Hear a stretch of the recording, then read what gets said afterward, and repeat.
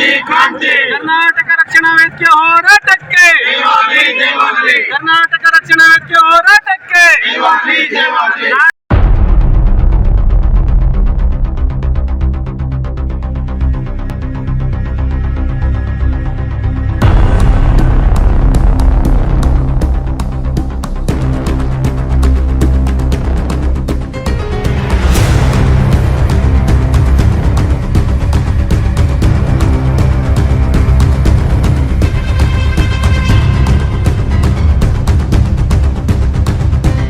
ಕೋಲಾರದ ಜಿಲ್ಲಾಧಿಕಾರಿ ಕಚೇರಿ ಮುಂದೆ ಕರವೇ ಜಿಲ್ಲಾಧ್ಯಕ್ಷ ಮೇಡಿಹಾಳ ಎಂಕೆ ರಾಘವೇಂದ್ರ ನೇತೃತ್ವದಲ್ಲಿ ಕನ್ನಡಿಗರಿಗೆ ಉದ್ಯೋಗದಲ್ಲಿ ಮೀಸಲಾತಿ ನೀಡಬೇಕೆಂದು ಒತ್ತಾಯಿಸಿ ಬೃಹತ್ ಪ್ರತಿಭಟನೆ ನಡೆಸಲಾಯಿತು.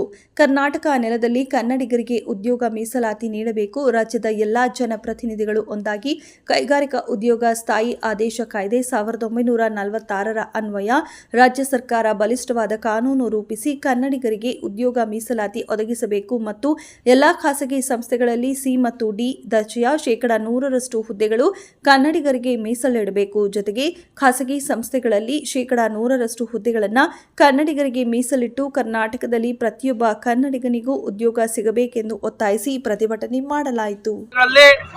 ಜಿಲ್ಲಾಧಿಕಾರಿಗಳ ಕಚೇರಿ ಮುಂದೆ ಕರ್ನಾಟಕ ರಕ್ಷಣಾ ವೇದಿಕೆ ಧರಣಿ ಸತ್ಯಾಗ್ರಹವನ್ನು ಮಾಡಿ ಕರ್ನಾಟಕದಲ್ಲಿ ಕನ್ನಡಿಗರಿಗೆ ಉದ್ಯೋಗ ಮೀಸಲಾತಿಯನ್ನ ರಾಜ್ಯ ಸರ್ಕಾರ ಸಮಗ್ರ ಕಾಯ್ದೆಯನ್ನು ತಂದು ಕಡ್ಡಾಯವಾಗಿ ಜಾರಿಗೊಳಿಸಬೇಕಂತೇಳಿ ಕರ್ನಾಟಕ ರಕ್ಷಣಾ ವೇದಿಕೆ ಈ ದಿವಸ ಸಾಂಕೇತಿಕವಾಗಿ ಧರಣಿ ಸತ್ಯಾಗ್ರಹವನ್ನು ಮಾಡೋದ್ರ ಮುಖೇನ ಮುಖ್ಯಮಂತ್ರಿಗಳಿಗೆ ಮಾನ್ಯ ಜಿಲ್ಲಾಧಿಕಾರಿಗಳ ಮುಖಾಂತರ ಇವತ್ತು ಮನವಿಯನ್ನ ಕಳಿಸ್ಕೊಟ್ಟಿದ್ದೇವೆ.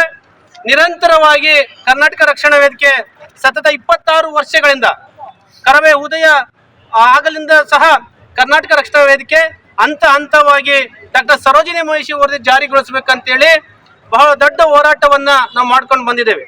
2014ರಲ್ಲಿ ನಾರಾಯಣಗೌಡರ ನಾಯಕತ್ವದಲ್ಲಿ ಸಾವಿರಾರು ಜನ ಸೇರಿ ಬೆಂಗಳೂರಿನಲ್ಲಿ ಮಾನ್ಯ ಆಗಿನ ಮುಖ್ಯಮಂತ್ರಿ ಆಗಿರ್ತಕ್ಕಂಥ ಮಾನ್ಯ ಸಿದ್ದರಾಮಯ್ಯನವ್ರನ್ನ ಭೇಟಿ ಮಾಡಿ ಡಾಕ್ಟರ್ ಸರೋಜಿನಿ ಮಹಿಷಿ ವರದಿ ಜಾರಿಗೊಳಿಸಬೇಕಂತೇಳಿ ಒತ್ತಾಯ ತಂದ್ವಿ.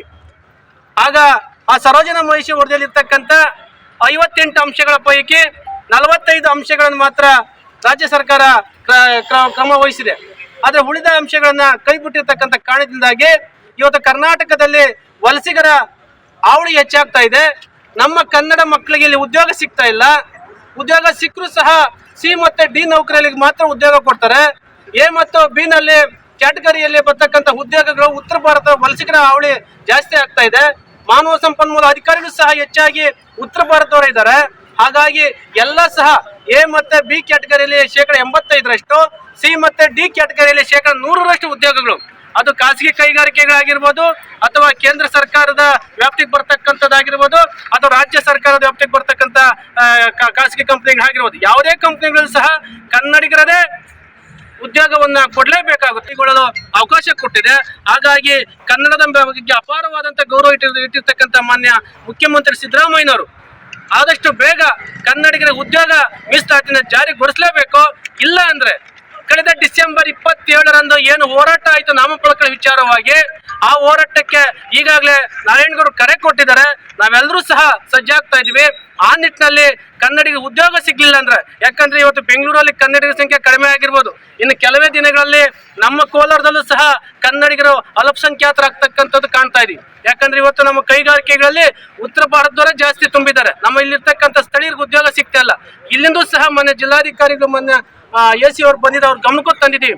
ಇಲ್ಲಿ ಸಹ ಕನ್ನಡ ಉದ್ಯೋಗ ಸಿಗ್ಲಿಲ್ಲ ಅನ್ನೋದಾದ್ರೆ ಕರ್ನಾಟಕ ರಕ್ಷಣಾ ವೇದಿಕೆ ನಿರಂತರವಾಗಿ ಉಗ್ರ ಹೋರಾಟವನ್ನ ಹಮ್ಮಿಕೊಳ್ತೀವಿ ಅಂತೇಳಿ ಈ ಸಂದರ್ಭದಲ್ಲಿ ಹೇಳಿಕ್ಕೆ ಇಚ್ಛೆ ಪಡ್ತೀವಿ.